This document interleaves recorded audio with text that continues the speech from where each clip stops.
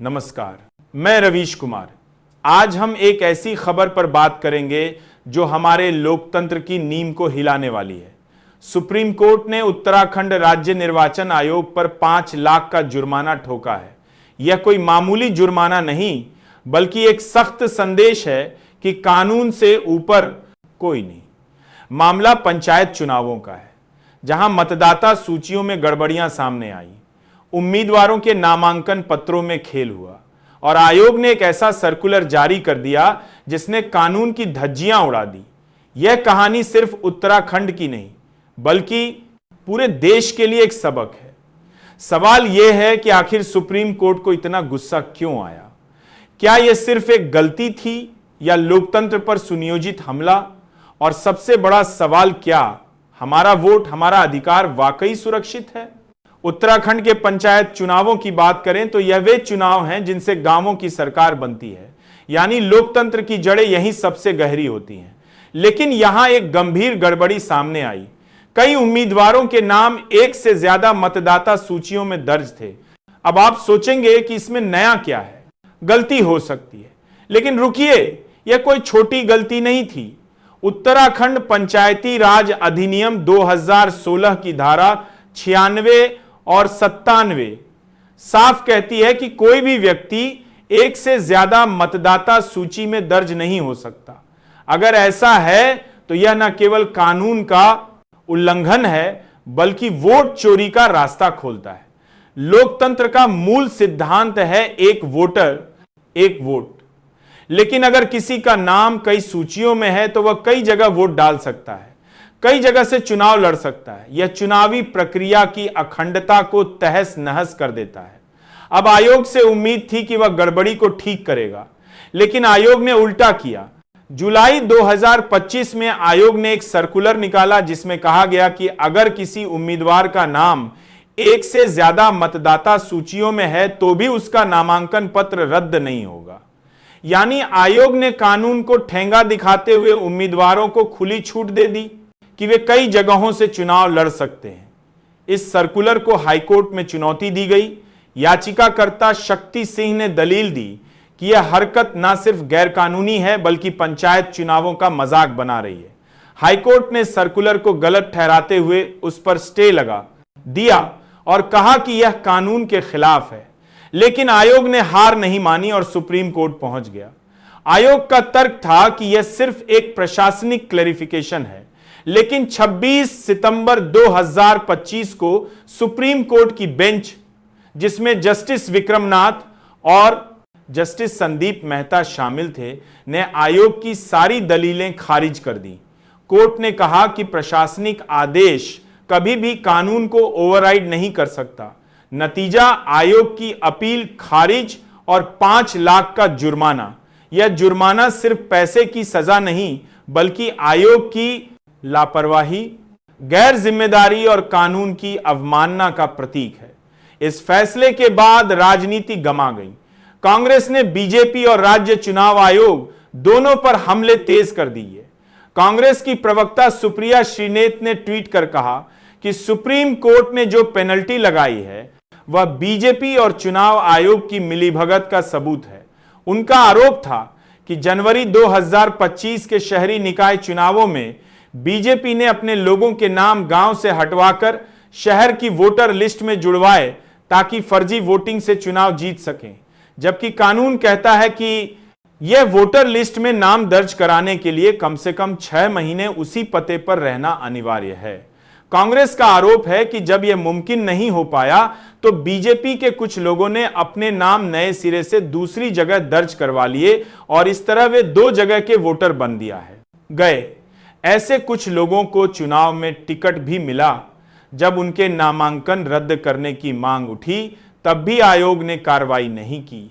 इसके बाद मामला हाईकोर्ट गया, लेकिन आयोग ने उसके निर्देश मानने से भी साफ इनकार कर दिया। और अब सुप्रीम कोर्ट का यह फैसला आयोग और सरकार दोनों पर गंभीर सवाल खड़े करता है। अब सबसे बड़ा सवाल यही है कि क्या यह मामला सिर्फ उत्तराखंड तक सीमित है? 5 लाख की रकम अपने आप में कोई बड़ी सजा नहीं है, लेकिन इस जुर्माने के पीछे का संदेश बड़ा है। सुप्रीम कोर्ट ने साफ कर दिया है कि चुनावी प्रक्रिया में कोई भी लापरवाही बर्दाश्त नहीं होगी। मतदाता सूची लोकतंत्र का आधार है और अगर उसमें गड़बड़ी होगी तो चुनाव का मतलब ही खत्म हो जाएगा। कांग्रेस इसे बीजेपी के खिलाफ हथियार बना रही है और कह रही है कि यह वोट चोरी का सबूत है। वहीं बीजेपी इन आरोपों को खारिज कर रही है और कह रही है कि यह सिर्फ प्रशासनिक चूक थी। लेकिन असली सवाल यही है, क्या यह वास्तव में एक चूक थी या सुनियोजित तरीके से मतदाता सूचियों में हेरफेर की कोशिश? और अगर थी तो इसके पीछे कौन था? क्या यह सिर्फ उत्तराखंड तक सीमित है या पूरे देश में यही खेल खेला जा रहा है? आज सुप्रीम कोर्ट के इस फैसले ने उम्मीद की एक रोशनी जगाई है। यह संदेश दिया है कि लोकतंत्र से खिलवाड़ करने वालों को बख्शा नहीं जाएगा। लेकिन अब जिम्मेदारी जनता की भी है कि वह अपने वोट और लोकतांत्रिक अधिकारों की रक्षा करे, क्योंकि वोट सिर्फ एक अधिकार नहीं, लोकतंत्र की आत्मा है। दोस्तों, यह मामला हमें यह सोचने पर मजबूर करता है कि अगर एक राज्य का चुनाव आयोग इस तरह से नियमों की अनदेखी कर सकता है तो बाकी जगह क्या हो रहा होगा? क्या लोकतंत्र सिर्फ कागज पर रह गया है या सच में जनता की ताकत अभी भी जिंदा है? आज सुप्रीम कोर्ट ने 5 लाख का जुर्माना लगाकर भले ही एक मजबूत संदेश दिया है, लेकिन सच्चाई यह है कि इतनी रकम किसी बड़े संस्थान या सरकार के लिए कोई मायने नहीं रखती। असली मायने उस संदेश के हैं कि अगर मतदाता सूची से छेड़छाड़ हुई तो लोकतंत्र पर सीधा हमला माना जाएगा। हमारे देश में बार बार यह सवाल उठता है कि क्या चुनाव आयोग सच में? आज बिहार की राजनीति में जो हुआ है या जो हो रहा है, उसे समझने के लिए आपको हेडलाइंस के शोर से बाहर आना होगा। आपको उस गोदी मीडिया के चश्मे को उतारना होगा जो आपको सिर्फ वही दिखाता है जो सत्ता देखना चाहती है। आज बात उस पटकथा की होगी जो पटना के एक बंद कमरे में लिखी गई और जिसकी धमक दिल्ली के साथ लोक कल्याण मार्ग तक सुनाई दे रही है। क्या आपने कभी सोचा था कि जिस भारतीय जनता पार्टी को अजय माना जाता था, जिसका अश्वमेध यज्ञ का घोड़ा पूरे देश में बेरोटोप दौड़ रहा था, वही घोड़ा बिहार में आकर ठिठक जाएगा और उसकी लगाम उस नीतीश कुमार के हाथ में होगी जिनके बारे में कहा जाता था कि अब उनके पास कोई रास्ता नहीं बचा। आज बिहार की हवाओं में एक अलग तरह की गर्मी है।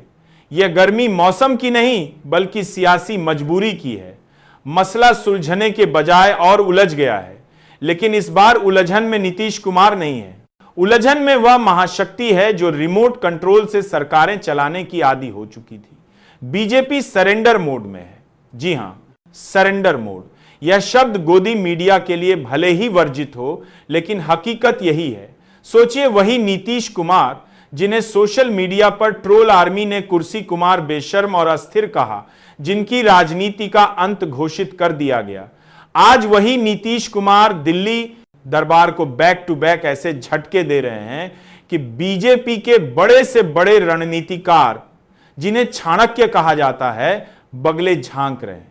मोदी और शाह की जोड़ी ने बिहार में अपना मुख्यमंत्री बनाने का जो सपना देखा था, वह अब कांच के गिलास की तरह चकनाचूर हो चुका है।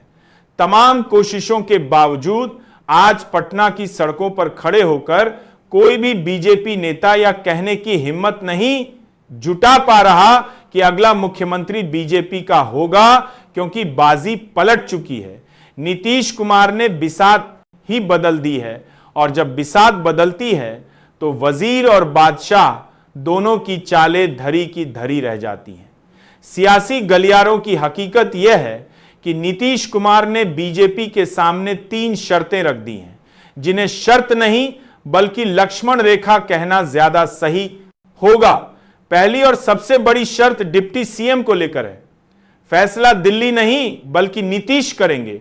मुख्यमंत्री मैं हूं, 2 डिप्टी सीएम रहेंगे, एक आप चुनिए लेकिन दूसरा मेरा होगा और दोनों पर अंतिम मुहर मेरी होगी।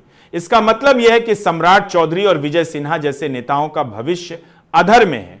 वही नेता जिन्होंने नीतीश कुमार के खिलाफ सबसे ज्यादा जहर उगला था। दूसरी शर्त जेडीयू कोटे से भी एक डिप्टी सीएम अनिवार्य होने की है और तीसरी सबसे खतरनाक शर्त वीटो पावर की। यानी जब तक नीतीश कुमार की कलम किसी नाम पर साइन नहीं करेगी वह नेता शपथ नहीं ले सकेगा। यह वह बिहार नहीं है जहां दिल्ली से फैक्ट आता था और मुख्यमंत्री बदल जाता था। यह वही बिहार है जिसने जेपी आंदोलन को जन्म दिया। नीतीश कुमार इतिहास लिखने नहीं बल्कि इतिहास समझकर राजनीति करने वाले नेता हैं। उन्हें महाराष्ट्र, कर्नाटक, मध्य प्रदेश और एकनाथ शिंदे से लेकर उद्धव ठाकरे तक सब याद है। उन्हें पता है कि नई बीजेपी सहयोगियों को साथ नहीं बल्कि धीरे धीरे निगलती है। इसीलिए इस बार नीतीश कुमार ने लोहे के दस्ताने पहनकर हाथ मिलाया है। एनडीए के भीतर बेचैनी है, बाहर खामोशी, लेकिन अंदर तूफान है। 40 सीटें जीतकर खुद को अपराजय मानने वाला अहंकार आज अपनी ही बैसाखी के सामने नतमस्तक है। नीतीश की राजनीति कछुए की चाल जैसी है, लेकिन जब चाल चलती है तो खरगोश अक्सर सोता हुआ या हारा हुआ ही मिलता है। 2014 से देश पर वन मैन शो की जो मानसिकता हावी है, बिहार ने उसे चुनौती दी है। फैसले आदेश से नहीं विमर्श से होते हैं। लोकसभा चुनाव से पहले बीजेपी ने नीतीश को कमजोर करने का चक्रव्यूह रचा, लेकिन नीतीश कुमार ने हवा का रुख भांप लिया और बैसाखी वाली केंद्र सरकार की मजबूरी को अपनी ताकत बना लिया। अब फैसले बराबरी की मेज पर होंगे। वन वे ट्रैफिक बंद हो चुका है। गोदी मीडिया इस पर चुप है क्योंकि सच दिखाने का मतलब सत्ता की कमजोरी स्वीकार करना होगा। इसलिए अपने विवेक का इस्तेमाल कीजिए, क्योंकि वही एक चीज है जो अभी तक बची हुई है। अब जरा इस पूरे घटनाक्रम के अगले अध्याय को समझिए, क्योंकि असली कहानी यहीं से और गहरी होती है। सवाल सिर्फ डिप्टी सीएम या वीटो पावर का नहीं है। सवाल उस मानसिकता का है जो दिल्ली से चलकर राज्यों पर थोपी जाती रही है। बिहार ने पहली बार उस मानसिकता को आईना दिखाया है। बीजेपी को लग रहा था कि नीतीश कुमार लोकसभा चुनाव के बाद कमजोर पड़ जाएंगे, लेकिन हुआ ठीक उल्टा। 240 के आंकड़े ने केंद्र को मजबूर कर दिया और इसी मजबूरी को नीतीश कुमार ने अपनी ढाल बना लिया। आज हालात यह है कि दिल्ली को हर फैसले से पहले पटना की तरफ देखना पड़ रहा है।